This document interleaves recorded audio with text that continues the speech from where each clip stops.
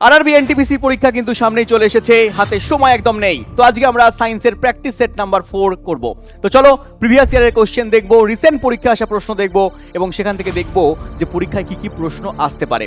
তো প্রথম প্রশ্ন স্ক্রিনে দেখো রয়েছে এখানে, এনটিপিসি 2025 এর আগের বছরেই দিয়েছে মানুষের বৈজ্ঞানিক নাম কি।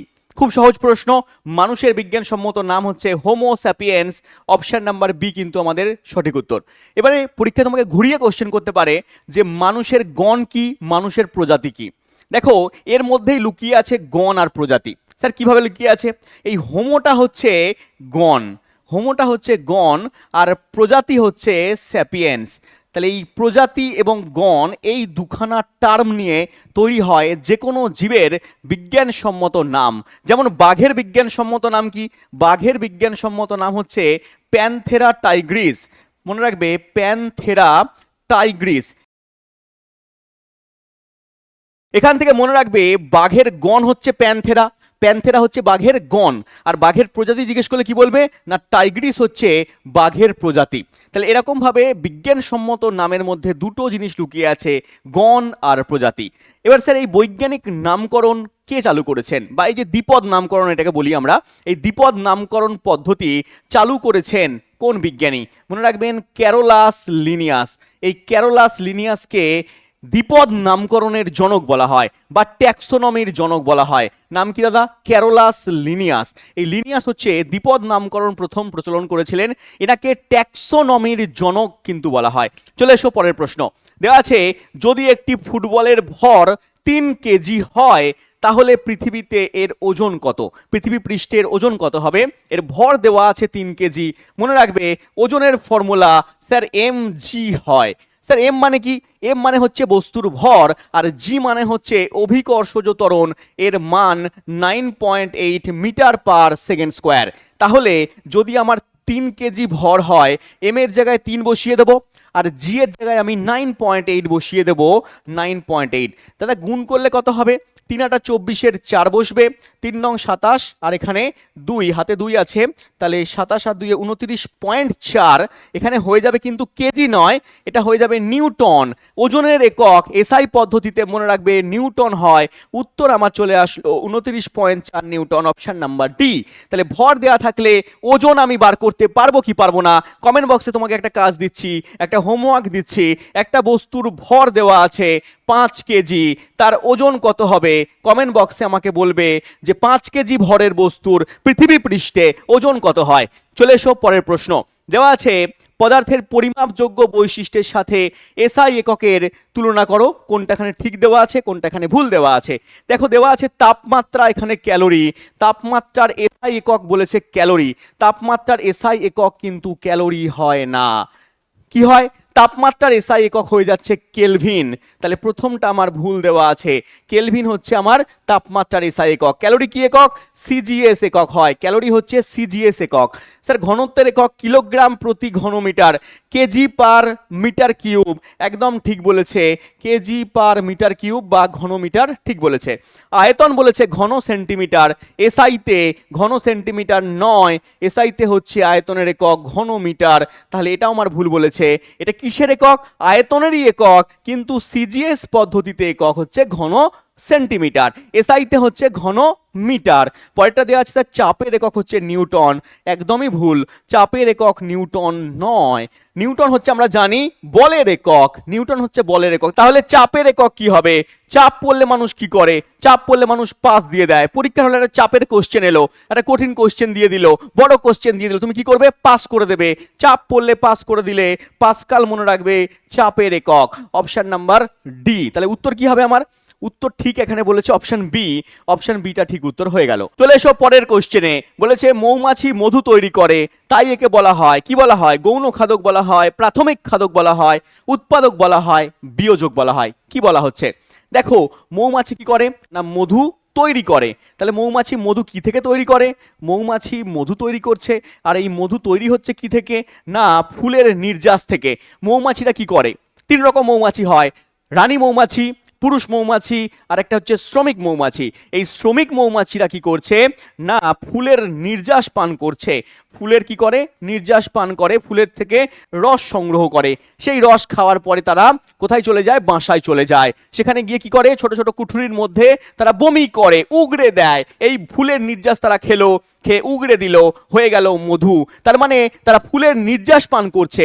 যারা সরাসরি সবজি উদ্ভিদকে খাচ্ছে, সবজি উদ্ভিদদের খাদ্য খাচ্ছে, ফুল ফল এগুলো খাচ্ছে, তাদেরকে আমরা কি বলি, প্রাথমিক খাদক বলি। তাহলে সবুজ উদ্ভিদদেরকে কি বলা হচ্ছে, সবুজ উদ্ভিদকে বলা হচ্ছে যে আমরা বলছি সবজি বা উৎপাদক বলি আমরা এদেরকে, উৎপাদক। তাহলে এরা উৎপন্ন করছে খাদ্য, আর সেই উৎপন্ন করা খাদ্য কে গ্রহণ করছে, না মৌমাছিরা গ্রহণ করছে। তার মানে মৌমাছি হচ্ছে প্রাথমিক খাদক, আর প্রাথমিক খাদককে যে খাচ্ছে সে হচ্ছে গৌণ খাদক, গৌণ খাদককে যে খায় সে হচ্ছে প্রগৌণ খাদক। তাহলে মৌমাছি আমার কি উত্তর হয়ে যাবে, মৌমাছি আমার হয়ে যাবে প্রাথমিক খাদক। অপশন 2 আমার এখানে সঠিক উত্তর। চলে এসো পরের কোশ্চেনে, দেওয়া আছে স্যার কার্বনের কোন বৈশিষ্ট্যটি বা বৈশিষ্ট্যগুলো বিপুল সংখ্যায় জৈব যৌগ গঠনের কারণ। এই পৃথিবীতে অজৈব যৌগের সংখ্যা হাজারে হাজারে হয়, কিন্তু জৈব যৌগের সংখ্যা বাবা লক্ষাধিক হচ্ছে, লক্ষ লক্ষ জৈব যৌগ পাওয়া যাচ্ছে। তাই জৈব যৌগের সংখ্যা এত বেশি হওয়ার কারণ হচ্ছে কার্বনের কোন বৈশিষ্ট্য। কারণ জৈব যৌগ মাত্র ওই কার্বন থাকবেই থাকবে, কার্বনের রসায়ন বলা হচ্ছে জৈব যৌগের রসায়নকে। তা জৈব যৌগ মাত্র কার্বন থাকবেই থাকবে, কিন্তু কার্বনের কোন বৈশিষ্ট্যের জন্য এত এত লক্ষ লক্ষ যৌগ তৈরি হচ্ছে।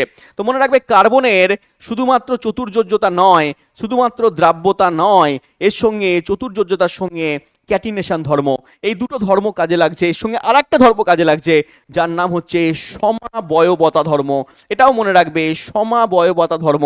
তাহলে কার্বনের চতুর্যোজ্যতা কি, এই চতুর্যোজ্যতা, কার্বনের চতুর্যোজ্যতা মানে হচ্ছে কার্বনের বাইরের কক্ষে 4টে ইলেকট্রন থাকে, কার্বনের বাইরের কক্ষে 4টে ইলেকট্রন আছে, এই জন্য এর যোজ্যতা হচ্ছে 4 হয়, এবং এর 4টে হাত তৈরি করে, চারদিকে 4টে হাত তৈরি করতে পারে, বা এরকমও তৈরি করতে পারে একদিকে 2টো হাত তৈরি করলো, অন্যদিকে একটা একটা হাত তৈরি করলো, বা এরকমও হতে পারে একদিকে 3টে হাত তৈরি করলো, অন্যদিকে একটা হাত তৈরি করলো। তাহলে কার্বনের 4টে ইলেকট্রন বাইরের কক্ষে রয়েছে, যোজ্যতা 4 হচ্ছে, এই জন্য আমরা একে চতুর্যোজ্যতা বলছি। এই ধর্মের জন্য অনেক বেশি সংখ্যক যৌগ তৈরি হয়। আর ক্যাটিনেশন ধর্ম কি দাদা, ক্যাটিনেশন ধর্ম হচ্ছে সেই ধর্ম যে ধর্মের সাহায্যে কার্বন কার্বনগুলোর মধ্যে এক বন্ধনে যুক্ত হতে পারে, দ্বিবন্ধনে কার্বন কার্বন যুক্ত হতে পারে, কার্বন কার্বন ত্রিবন্ধনে যুক্ত হতে পারে, কার্বন কার্বন এরকম ভাবে বদ্ধ শৃঙ্খলের মাধ্যমে যুক্ত হতে পারে। তাহলে কার্বন নিজেদের মধ্যে এক বন্ধন, দ্বিবন্ধন, ত্রিবন্ধন সবকিছু করতে পারে। অন্য মৌল যেটা করতে পারে না, কার্বন সেটা করতে পারে। মানে নিজেদের মধ্যে এক বন্ধনও করতে পারে, দ্বিবন্ধনও করতে পারে, ত্রিবন্ধনও করতে পারে, এবং এরা বদ্ধ শৃঙ্খল তৈরি করতে পারে। এই সব কারণগুলোর জন্য কার্বনের কি হচ্ছে না ক্যাটিনেশন ধর্ম দেখা যাচ্ছে। এই ধর্মকে আমরা ক্যাটিনেশন ধর্ম বলছি, এবং এর জন্য জৈব যৌগের সংখ্যা তো বেশি হচ্ছে। আরেকটা রয়েছে সমাবয়বতা ধর্ম। এটা কি দাদা, সমাবয়বতা ধর্ম হচ্ছে সেই ধর্ম যেখানে কার্বন ঘটিত যৌগগুলো একই সংকেত বিশিষ্ট হওয়া সত্ত্বেও তারা 2-3 রকম যৌগ তৈরি করে। তার মানে কি, তার মানে হচ্ছে মনে করো একই সংকেত আছে, এই সংকেতের একটা অ্যালকোহল যৌগ হবে, একটা কিটোন যৌগ হবে, একটা অ্যালডিহাইড যৌগ হবে। তাহলে 3-4 রকমের যৌগ পাওয়া যাচ্ছে, ঠিক আছে। মানে একই ছানা দিয়ে 3-4 রকমের মিষ্টি তৈরি হচ্ছে, 3-4 রকমের টেস্ট হচ্ছে। তেমন ভাবে একই সংকেত দিয়ে কি হচ্ছে না 3-4 রকমের এরা জৈব যৌগ তৈরি করতে পারছে। এটা হচ্ছে সমাবয়বতা ধর্ম। আরো ডিটেলসে পড়তে গেলে তোমাকে বেসিক থেকে বাবা পড়তে হবে, আর বেসিক থেকে পড়তে গেলে তোমাকে যেতে হবে ইও স্টাডি অ্যাপের মধ্যে, কারণ ইও স্টাডি অ্যাপের মধ্যে বেসিক ফাউন্ডেশন ব্যাচ আমাদের চলছে। ফাউন্ডেশন 6.0 আমাদের শুরু হয়েছে, সবেমাত্র 1.5 থেকে 2 মাস হয়েছে। এখনো তুমি জয়েন করতে পারো আমাদের ফাউন্ডেশন ব্যাচ। যদি তোমার ভিত মজবুত না হয়, তুমি চাকরির পরীক্ষায় আসছো, তোমার ভিত নড়বড়ে রয়েছে, তোমার বাড়ি উল্টে পড়ে যাবে। তার জন্য ভিতকে মজবুত করতে হবে, আমাদের ফাউন্ডেশন ব্যাচে কিন্তু যুক্ত হতে হবে। এই ফাউন্ডেশন ব্যাচের মধ্যে প্রত্যেকটা স্যার ম্যাডাম একেবারে 0 লেভেল থেকে পড়াচ্ছে, 0 থেকে শুরু করে আস্তে আস্তে তারা আপে যাচ্ছে। আমার সায়েন্সের ক্ষেত্রে আমি তোমাকে বলবো, আমি পুরো একেবারে 0 লেভেল থেকে, যারা কিছু জানে না সায়েন্সে, মনে করো কবে তোমরা সায়েন্স পড়েছো, সেই কবে ভুলে গেছো মাধ্যমিক লেভেলে, সেই সায়েন্সকে তোমাদের পড়িয়ে একেবারে পুরো একেবারে 7, 8, 9, 10 লেভেলের সায়েন্স থেকে শুরু করে তারপরে আমরা আস্তে আস্তে আপ লেভেলে যাব এবং প্রিভিয়াস ইয়ারের কোশ্চেন সলভ করব, যাতে কিনা যে কোনো প্রশ্ন আসুক পরীক্ষায়, অল ইন্ডিয়া জুড়ে যত কটা এমসিকিউ লেভেলের পরীক্ষা আছে, যে কোনো প্রশ্ন আসুক তুমি পেরে যাবে। কারণ তোমাকে আমি কনসেপ্ট দেবো, আর কনসেপ্ট জানলে পরে যে কোনো প্রশ্নের উত্তর তুমি করতে পারবে। তুমি যদি রেলের পরীক্ষা দাও, তুমি এসএসসির পরীক্ষা দাও, তুমি যাই পরীক্ষা দেবে না কেন, সায়েন্স তুমি আমার কাছ থেকে একবার পড়ে নাও। তুমি অল ইন্ডিয়া জুড়ে যে কটা পরীক্ষা দাও না কেন, যেখানে সায়েন্স রয়েছে, তুমি প্রত্যেকটা পরীক্ষায় সায়েন্স কমন পাবে। কি পাবে এখান থেকে দেখে নাও। এখান থেকে ছোটবেলার ঘাটতি পূরণ করতে পারবে, আপডেট লেভেলের তুমি কন্টেন্ট পেয়ে যাবে, তার সঙ্গে সঙ্গে এত কটা পরীক্ষা তোমার কভার হয়ে যাবে। এবং কনসেপ্ট ট্রিক্সের মাধ্যমে তো পড়াবোই। এবং আমি কিভাবে পড়াই, কোনো বন্ধু বান্ধব পড়ে থাকলে জিজ্ঞেস করবে যে একেবারে 0 লেভেল থেকে কিভাবে এইভাবে তোমাদেরকে গল্প সহকারে বিয়েবাড়ির গল্প দিয়ে তোমাদেরকে পড়িয়ে দিই, এবং তার সঙ্গে সঙ্গে এখানে লাইভ ক্লাস করতে পারবে, পিডিএফ তুমি পেয়ে যাবে, আনলিমিটেড ভিউজ পাবে, যতদিন পর্যন্ত তুমি ক্লাসগুলো দেখতে চাও ততদিন পর্যন্ত দেখতে পারবে, যতদিন কোর্সের ভ্যালিডিটি রয়েছে। সেই ভ্যালিডিটি টাইমের মধ্যে 1.5 বছর 2 বছর যা কোর্সে তোমার ভ্যালিডিটি রয়েছে সেই সময়ের মধ্যে রেকর্ডের আকারে প্রত্যেকটা ভিডিও থাকবে, তুমি যতবার খুশি কিন্তু দেখতে পারো।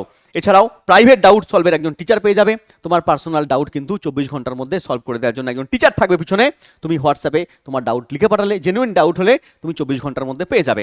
চলে এসো, তাহলে ইও স্টাডি অ্যাপ ডাউনলোড করে নেবে গুগল প্লে স্টোর থেকে বা কমেন্ট বক্সের লিঙ্ক থেকে, আর এখানে কন্ট্যাক্ট নাম্বার দেখতে পাচ্ছ, কল করে নেবে আমাদের এই কন্ট্যাক্ট নাম্বারে। চলে এসো পরের কোশ্চেনে। যদি কোনো বস্তু একটি অবতল দর্পণের সামনে 20 সেন্টিমিটার দূরত্বে রাখা হয়, মানে অবতল দর্পণের সামনে 20 সেন্টিমিটার দূরে একটা বস্তুকে রাখা হচ্ছে এবং প্রতিবিম্ব ওই একই দিকে 40 সেন্টিমিটার দূরত্বে তৈরি হচ্ছে, তাহলে দর্পণের বিবর্ধন কত হবে? দেখো বিবর্ধন কত হবে জানতে চেয়েছে, খুব ইম্পর্টেন্ট প্রশ্ন, এই টাইপের প্রশ্ন তোমরা দেখতে পাবে, আলো চ্যাপ্টার থেকে প্রশ্ন আসে। তো বিবর্ধনের ফর্মুলা তোমাকে একটু বলে দিই। বিবর্ধন মানে ওপরে হবে প্রতিবিম্বের দূরত্ব, ওপরে হবে প্রতিবিম্ব দূরত্ব, নিচে হচ্ছে বস্তু দূরত্ব হয়ে যাচ্ছে এর ফর্মুলা। এবারে গল্প হচ্ছে যদি অবতল দর্পণ হয় দাদা তাহলে কি হবে, অবতল দর্পণ হলে কি হবে, ঠিক আছে? আচ্ছা আগে এখানে মাইনাস আছে, আগে এখানে মাইনাস দিতে হবে। এবার অবতল দর্পণ হলে মনে রাখবে অবতল দর্পণ এরকম হয়, ঠিক আছে? এর মাঝখানের দিকটা নিচু হয়, দুপাশটা উঁচু হয়, এই দিকটা হচ্ছে আমার প্রলেপ দেওয়া থাকে, আর এই দিকটা প্রতিসারক মাধ্যম হয়, আলোক রশ্মি এই দিক দিয়ে আসে, তার মানে বস্তুকে তোমার এই দিকে রাখতে হবে, এবং বস্তু তুমি যখন এই দিকে রাখবে তার প্রতিবিম্ব তোমার এই দিকেই তৈরি হবে। তুমি 20 সেন্টিমিটার দূরে বস্তুকে রাখলে দর্পণ থেকে, তোমার 40 সেন্টিমিটার দূরে প্রতিবিম্ব তৈরি হবে, নিচের দিকে প্রতিবিম্ব তৈরি হবে। এবং এটা যেহেতু এক্স অক্ষের বাম দিকে রয়েছে, আমরা যদি এক্স অক্ষ ওয়াই অক্ষ টানি, হ্যাঁ একটু তোমরা অঙ্ক করেছো জানো, তাহলে এক্স অক্ষ ওয়াই অক্ষ টানি, তাহলে এই দিকটা হচ্ছে এক্স এর পজিটিভ দিক, আর এখান থেকে এই দিকটা হচ্ছে এক্স এর নেগেটিভ দিক, তাহলে এটা এক্স এর নেগেটিভ দিকে রয়েছে। এক্স এর নেগেটিভ দিকে থাকার মানে হচ্ছে আমার এখানে প্রতিবিম্ব দূরত্ব নেগেটিভে হবে, বস্তু দূরত্ব আমার নেগেটিভে হবে। যেমন এখানে তোমাকে বলে দিয়েছে যে 20 সেন্টিমিটার দূরে বস্তুকে রাখলে, তো 20 সেন্টিমিটার দূরে যখন রাখছি বস্তুকে, তাহলে বস্তু দূরত্ব নিচে রয়েছে, ফর্মুলার মাইনাস দিলাম, বস্তু দূরত্ব নিচে আছে, তাহলে নিচে কি বসবে, নিচে বসবে -20, শুধু 20 না -20।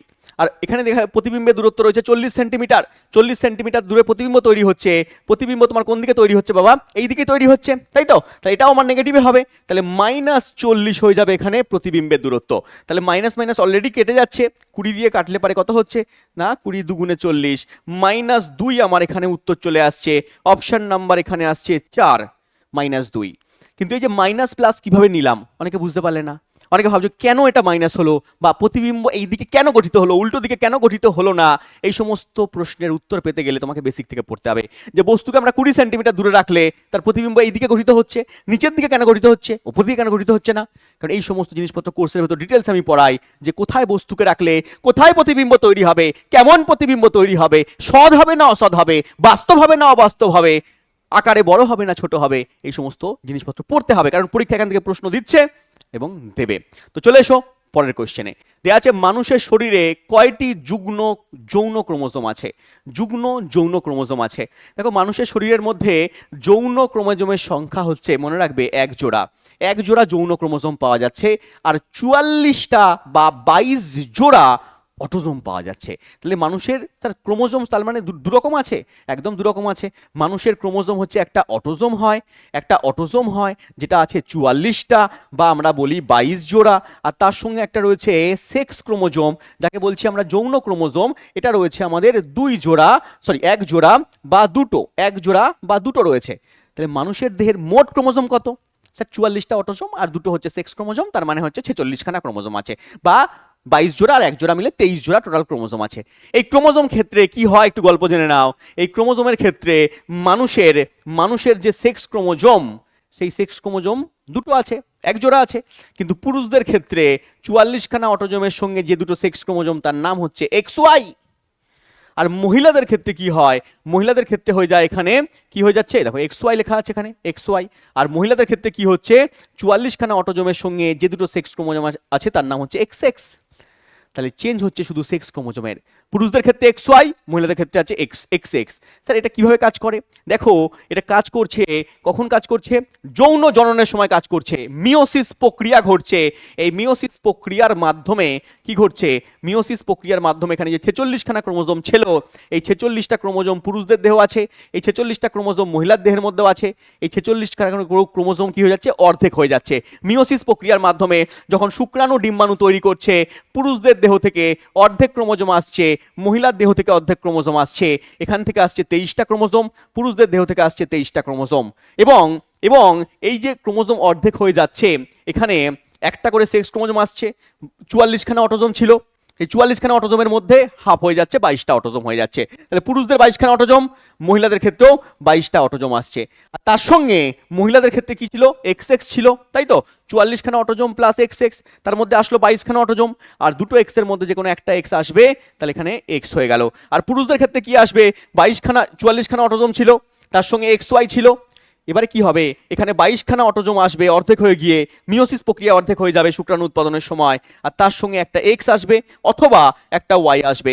যদি এক্স আসে তাহলে কি হয়ে যাচ্ছে? 22 22 44, 22টা 22টা 44টা এরা যুক্ত হয়ে যাবে। এক্স এক্স যদি চলে আসে তাহলে কি হয়ে যাবে? এখানে কন্যা সন্তান হয়ে যাবে। আর এখানে 22 22 44 চলে আসলো, এখান থেকে এক্স, আর পুরুষদের ক্ষেত্রে যদি ওয়াই আসে তাহলে এক্স ওয়াই হয়ে যাবে। তার মানে পুত্র সন্তান তখন তৈরি হয়ে যাবে, জাইগোট তৈরি হয়ে যাবে, সেখান থেকে ভ্রূণ হবে, সেখান থেকে পুত্র সন্তান কিন্তু জন্মাবে। এরকম করে মানুষের বংশ নির্ধারণ করছে, মানুষের বংশের ক্রোমোজোম সংখ্যা নির্দিষ্ট রাখছে কে?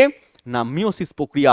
এবং মানুষের যৌন ক্রোমোজোম কিভাবে ধ্রুবক থাকছে, এক্স এক্স থাকছে বা এক্স ওয়াই থাকছে, সেটা তোমাদের বোঝানোর চেষ্টা করলাম, আশা করছি বুঝতে পারলে। চলে এসো পরের কোশ্চেনে। দেয়া আছে যদি একটি তারের দৈর্ঘ্য দ্বিগুণ করা হয় তাহলে ওর প্রস্থচ্ছেদের ক্ষেত্রফলকে অর্ধেক করা হয়, তাহলে রোধ কত হবে? তাহলে রোধের ফর্মুলা আমরা একটু দেখে নেব। রোধের ফর্মুলা তোমাদেরকে আগের ক্লাসের মধ্যে আমি বলেছিলাম যে R equals to rho L by A. R equals to rho L by A. Sir rho মানে কি? রো মানে হচ্ছে রোধাঙ্ক। এই রোধাঙ্কের মান কি হয়? এই রোধাঙ্কের মান যে কোনো ধাতুর ক্ষেত্রে অধাতুর ক্ষেত্রে নির্দিষ্ট থাকে, ধ্রুবক থাকে। এই রোধাঙ্কের মান ধাতুর ক্ষেত্রে কম হয়, অধাতুর ক্ষেত্রে একটু বেশি হয়। তো এই রোধাঙ্কের মানটা কনস্ট্যান্ট থাকছে, মানে অ্যালুমিনিয়ামের ছোট তার নাও বড় তার নাও, রোধাঙ্ক রো নির্দিষ্ট। লোহার ছোট তার নাও বড় তার নাও, রোধাঙ্ক নির্দিষ্ট। তুমি তামার ছোট তার নাও বড় তার নাও, রোধাঙ্ক নির্দিষ্ট।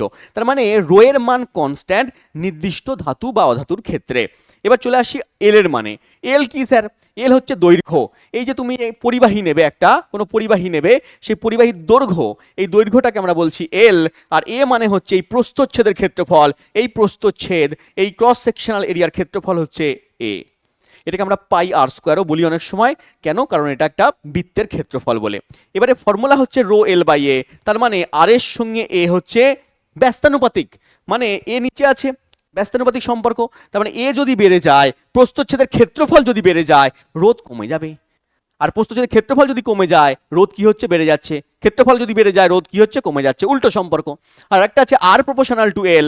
এল ওপরে আছে, তার মানে এর সঙ্গে সমানুপাতিক সম্পর্ক। তার মানে যদি এল বেড়ে যায়, মানে পরিবাহীর দৈর্ঘ্য বেড়ে যায়, তাহলে রোধ কি হবে? বেড়ে যাবে। দৈর্ঘ্য কমে গেলে রোধ কমে যাবে, যখন এ কনস্ট্যান্ট থাকবে। আর যখন এর সঙ্গে সম্পর্ক হবে তখন এল কনস্ট্যান্ট থাকতে হবে। আর যদি দুটো মানই চেঞ্জ হয়ে যায়, যেমন এখানে হলো, এখানে কি হলো? দৈর্ঘ্য স্যার দ্বিগুণ হয়ে গেছে, তাহলে কি হবে? চলো চলে আসি দেখি। দেখো R equals to rho L by A. এবারে আমি মনে করো দৈর্ঘ্যকে দ্বিগুণ করে দিয়েছি, তাহলে ধরলাম তখন রোধ হচ্ছে আর ওয়ান। আর ওয়ান রোধ হয়ে গেছে। আর ওয়ান রোধের মান রো, এলটাকে তুমি দ্বিগুণ করেছো, 2l করে দিলে। তুমি প্রস্থচ্ছেদের ক্ষেত্রফলকে অর্ধেক করে দিয়েছো, তার মানে a বাই 2 করে দিয়েছো। এই 2টা চলে যাবে সোজা উপরে, 2টা নিচে আছে, অর্ধেক করে দিয়েছো, 2টা উপরে চলে যায় পরের লাইনে। তাহলে এখানে 2 গুণ হয়ে গেল, যদি গুণ হয়ে যায় তাহলে 2 দুগুণে 4 চলে আসবে, 4 রো এল বাই এ। তার মানে আগের থেকে দেখো এখানে 4 গুণ হয়ে গেছে, এই মানটা আমি আর বসিয়ে দিলে তাহলে আগের রোধের 4 গুণ হয়ে গেছে। তাহলে উত্তর কি হবে? আসল রোধের 4 গুণ। অপশন এ আমাদের সঠিক উত্তর। এই টাইপের প্রশ্ন বারবার পরীক্ষায় আসে, বারবার পরীক্ষায় আসে। ছেলেপেলে ভুল করে দিয়ে চলে আসে। কনসেপ্ট তোমাকে জানতে হবে। কনসেপ্ট যদি তুমি না জানো তাহলে তুমি মানে আন্দাজে আন্দাজে করে দিয়ে আসবে, ঠিক হলে হলো, ভুল হলে হলো, জয় জগন্নাথ বলে কাটিয়ে দেবে, ঠিক আছে? কিন্তু কনসেপ্ট জানলে তুমি ভুল করবেই না। চলে এসো পরের কোশ্চেনে। দেয়া আছে অগ্নি নির্বাপক যন্ত্রে কোন গ্যাস ব্যবহার করা হয়? মানে আগুন নেভানোর কাজে এরকমভাবে দেখবে বিভিন্ন জায়গায় কোম্পানিতে, ফ্যাক্টরিতে, কারখানায় এরকমভাবে থাকে, ঠিক আছে। আগুন আগুন চলে গেলে পারে তখন নেভানোর জন্য এটা ইউজ করা হয়। তো এই আগুন নেভানোর কাজে ইউজ করা হয়, মনে রাখবে, কার্বন ডাই অক্সাইড। স্যার কি করে কার্বন ডাই অক্সাইড, কি করে? কার্বন ডাই অক্সাইড যখন কোথাও আগুন জ্বলে গেল, দাউ দাউ করে আগুন জ্বলছে, দাউ দাউ করে আগুন জ্বলছে, তখন এই কার্বন ডাই অক্সাইড এই সিলিন্ডারের মধ্যে দিয়ে কার্বন ডাই অক্সাইড এই আগুনের ওপর পড়বে, এই আগুনের ওপর পড়বে, এখানে দহন বিক্রিয়া ঘটে। স্যার দহন বিক্রিয়া কি? দহন বিক্রিয়া মানে হচ্ছে এখানে জ্বলছে অক্সিজেন, বায়ুর অক্সিজেনের সঙ্গে এখানকার যে দাহ্য পদার্থগুলো আছে সেগুলো জ্বলছে, কার্বন আছে সেগুলো জ্বলছে। কিন্তু কার্বন ডাই অক্সাইড যখন এর উপরে তুমি দিয়ে দেবে, তখন কার্বন ডাই অক্সাইড এই আগুনের উপরে একটা পর্দা সৃষ্টি করে দেবে। কি সৃষ্টি করবে? পর্দা, ঠিক আছে, একটা পর্দা, একটা আস্তরণ সৃষ্টি করে দেবে। এই আস্তরণ তৈরি করে দিলে ওই আগুনটা বায়ুর অক্সিজেনের সঙ্গে যুক্ত হতে পারবে না। আর আগুন যদি বায়ুর অক্সিজেনের সঙ্গে যুক্ত না হতে পারে তাহলে আগুন আর জ্বলবে না, কারণ আগুন জ্বলতে গেলে অক্সিজেন লাগে, আর অক্সিজেন যদি না থাকে তাহলে আস্তে আস্তে আগুন নিভে যাবে। এই কারণের জন্য আমরা অগ্নি নির্বাপক যন্ত্রে কি করি? কার্বন ডাই অক্সাইডকে ইউজ করি। Clear concept? একদম ক্লিয়ার। চলে এসো। কিন্তু বড় সড়ো আগুন নেভানোর কাজে এই ছোটোখাটো তোমার কাজে লাগবে না। ফায়ার এক্সটিংগাইজার কাজে লাগে, এগুলোকে ফায়ার এক্সটিংগাইজার বলে, ঠিক আছে, কাজে লাগবে না। তখন তোমাকে ডাকতে হবে, দমকল কমিটিকে ডাকতে হবে, আসবে, হ্যালো করে ডাকবে, চলে আসবে। কিন্তু ছোটোখাটো আগুন লাগার ক্ষেত্রে এই রকম ফায়ার এক্সটিংগাইজার কাজে লাগে। চলে এসো পরের কোশ্চেনে। দেওয়া আছে জল এবং পুষ্টি উপাদান উপলব্ধ থাকলে শৈবাল কোন প্রক্রিয়ায় দ্রুত বৃদ্ধি পায় আর বংশবৃদ্ধি করে? দেওয়া আছে বাডিং, দেওয়া আছে স্পোর গঠন, দেওয়া আছে পরাগায়ন, দেওয়া আছে খণ্ডাংশকরণ। বলেছে এখানে কি বাবা? বলেছে এখানে শৈবাল। দেখো শৈবাল এই যে দেখতে পাচ্ছ, হ্যাঁ, এমনি দেখলে তুমি বুঝতে পারবে না এটা শৈবাল বলে, কিন্তু তুমি জলে বা যখন বৃষ্টি হয় তখন দেখবে বাড়ির আশেপাশে শ্যাওলা জমে গেছে, শ্যাওলা পড়ে গেছে, পা পিছলে যাচ্ছে, ঠিক আছে, হ্যাঁ, তাহলে সাবধানে চল, পা পিছলে যাবে মায়েরা বলে। তাহলে এই শ্যাওলা জমে যায়, বা নদীর ওপরে, পুকুরের ওপরে এরকম শ্যাওলা জমে যায়, এই শ্যাওলাই হচ্ছে শৈবাল। আর এই শৈবালকে দেখতে কেমন হয়? এরকম দেখতে হয়। দেখবে একটা শৈবাল থেকে কিছুদিনের মধ্যে, 2-5 দিন 10 দিনের মধ্যে শৈবাল ভরে যায়। শৈবাল পুকুরে ভরে যাচ্ছে, নদীতে ভরে যাচ্ছে, বা ছ্যাতলা পড়ে গেলে দেখবে 2-4 দিনের মধ্যে বাড়িতে ছ্যাতলা পড়ে যাচ্ছে। তাহলে এই শৈবালগুলো বংশবৃদ্ধি করছে কিভাবে? বংশবিস্তার করছে এরা এই যে বাডিং পদ্ধতিতে। বাডিং পদ্ধতি মানে কি? এদের একটা অংশ বৃদ্ধি পেল, এই অংশ আরো বৃদ্ধি পেল, এই অংশ আরো বৃদ্ধি পেল, বৃদ্ধি পেয়ে আস্তে আস্তে আস্তে আস্তে এরা কি করলো না কোরকোদ গম তৈরি করে দিল, ঠিক আছে, বাডিং মানে কোরকোদ গম তৈরি করে দিল, ঠিক কোরক মতো তৈরি করে দিল। সেখান থেকে আস্তে আস্তে আস্তে আস্তে এরা ছড়িয়ে পড়ে। এই জন্য কিছুদিনের মধ্যেই দেখা যায় যে এরা অসংখ্য হারে বৃদ্ধি পেয়ে যাচ্ছে। তাহলে উত্তর কি হবে আমার? উত্তর হবে বাডিং পদ্ধতি, কোরকোদ গম পদ্ধতি, অপশন নাম্বার এ আমাদের সঠিক উত্তর। চলে এসো পরের কোশ্চেনে। দিয়ে আছে নিম্নলিখিত বিজ্ঞানীদের মধ্যে কে প্রথম সূর্যালোকের বর্ণালী আবিষ্কার করেছিলেন? এই যে সূর্যালোকের বর্ণালী কেমন হয়? এটা হচ্ছে প্রিজম। প্রিজমের মধ্যে সাদা আলো যদি পাঠাও, প্রিজমের মধ্যে যদি সাদা আলো পাঠাও, উল্টো দিকে তুমি কি করবে না 7টা বর্ণের একটা আলোকপটী দেখতে পাবে।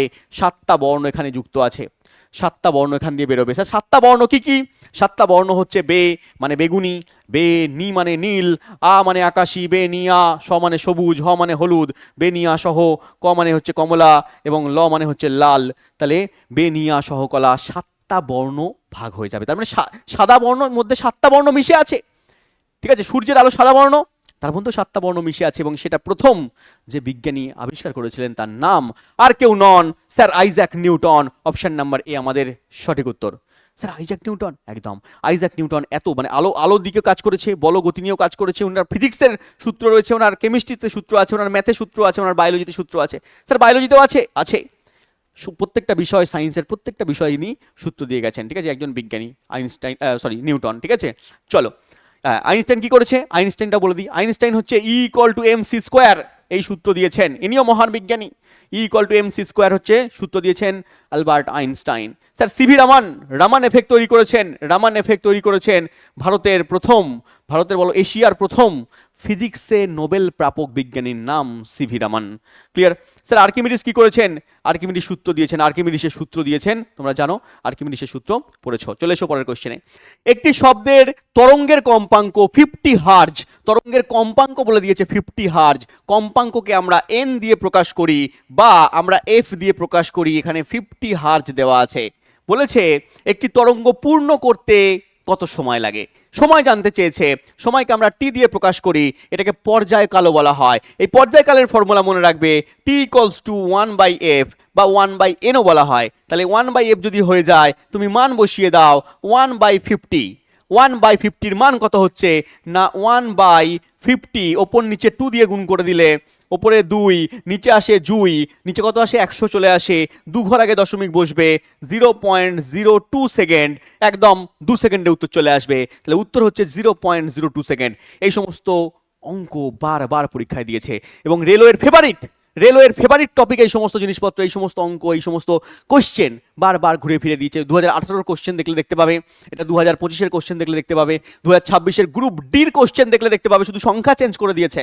গ্রুপ ডি পরীক্ষা হলো 2026 জানুয়ারিতে, ফেব্রুয়ারিতে শেষ হলো, তো সেখানেও যদি তুমি দেখো তাহলে এই সমস্ত কোশ্চেন সংখ্যা চেঞ্জ করে বারবার দেওয়া আছে। কোনো সময় দিয়েছে টি এর মান বলে দিয়েছে, এফ এর মান বার করতে বলেছে, বলো দেওয়া আছে একটা তরঙ্গ একটা পূর্ণ কম্পন করতে গেলে সময় লাগছে 0.002 সেকেন্ড, তাহলে ওর কম্পাঙ্ক কত হবে, ঠিক আছে, সেই 0.02 সেকেন্ড বসিয়ে দেবে, ঠিক আছে, উল্টো দিকে এফ ইকলস টু 1/t করে দেবে, ঠিক আছে, যদি টি ইকলস টু 1/f হয় তাহলে এফ উপরে চলে গেলে টি চলে আসে নিচে, বসিয়ে দেবে, 50 বেরিয়ে যাবে। কোনো সময় তোমাকে দিয়ে দিয়েছে কম্পাঙ্ক 50 হার্জ বা 60 হার্জ, 60 দিয়ে দিল 60 হার্জ, ঠিক আছে, তাহলে ওর তরঙ্গর পর্যায়কাল কত হবে, ঠিক আছে। এই সমস্ত কোশ্চেন বারবার পরীক্ষায় দেয় ঘুরিয়ে ফিরিয়ে। চলে এসো পরের কোশ্চেনে, দেয়া আছে রাসায়নিক শক্তিকে তাপ শক্তিতে রূপান্তরের সেরা উদাহরণ বলো।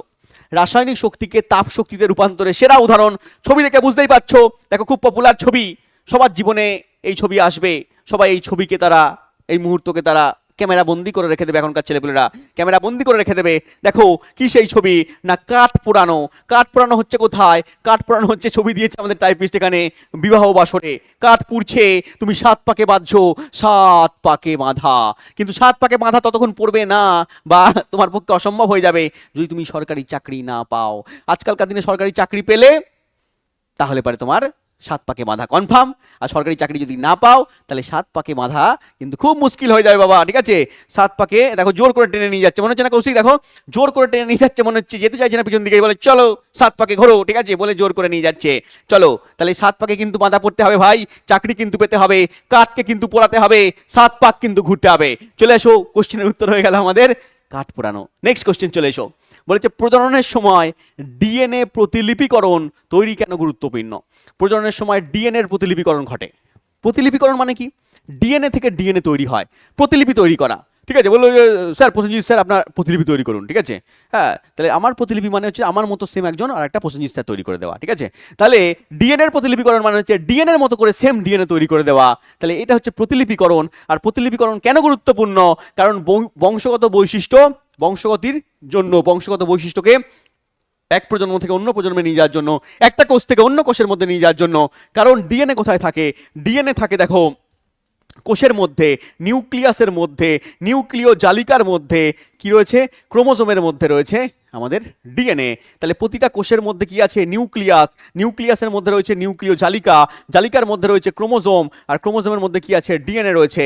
তাহলে প্রত্যেকটা কোষে কোষের মধ্যে ডিএনএকে নিয়ে যেতে হবে। যদি ডিএনএর প্রতিলিপিকরণ না ঘটে তাহলে একটা কোষ থেকে যখন দুটো কোষ সৃষ্টি হয়, যখন কোষ বিভাজন হয়, তখন তুমি ডিএনএ অন্য কোষের মধ্যে পাবে না। এই জন্য ডিএনএর প্রতিলিপিকরণ ঘটতে হবে, ক্রোমোজোমের সংখ্যা বৃদ্ধি করতে হবে, ক্রোমোজোম ডবল হতে হবে, সংখ্যা অপরিবর্তিত থাকবে কিন্তু ডবল হবে, ঠিক আছে, বিভাজিত হবে। তাহলে 46টা বা বললাম একটু 23 জোড়া ক্রোমোজোম রেখে প্রত্যেকটা কোষে কোষের মধ্যে ক্রোমোজোম পাঠাতে হবে, নিউক্লিয় জালিকা তৈরি করতে হবে। সেই জন্য আমাদের কি করতে হবে, ডিএনএ এর প্রতিলিপিকরণ তৈরি করতে হবে।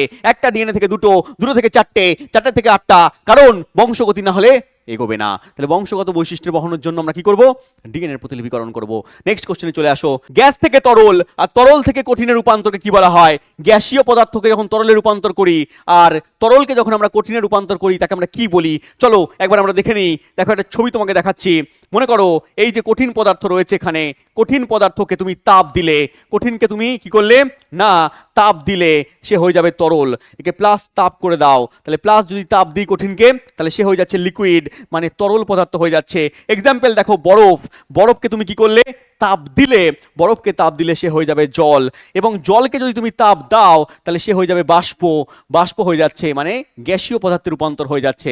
তাহলে জলকে বা তরলকে যদি তুমি তাপ দাও তাহলে পরে সে কি হয়ে যাবে, সে হচ্ছে বাষ্প হয়ে যাবে। এবার উল্টো দিকে চিন্তা করো, উল্টো দিকে যদি তুমি এই বাষ্প থেকে তাপ সরিয়ে নাও, যদি তুমি বাষ্প থেকে তাপ সরিয়ে নাও, মাইনাস তাপ করে দাও, তাহলে উল্টো দিকে হয়ে যাবে জল, এবং জল থেকে তাপ সরিয়ে নাও তাহলে কি হয়ে যাবে, তাহলে হয়ে যাবে সেটা কঠিন, মানে বরফ।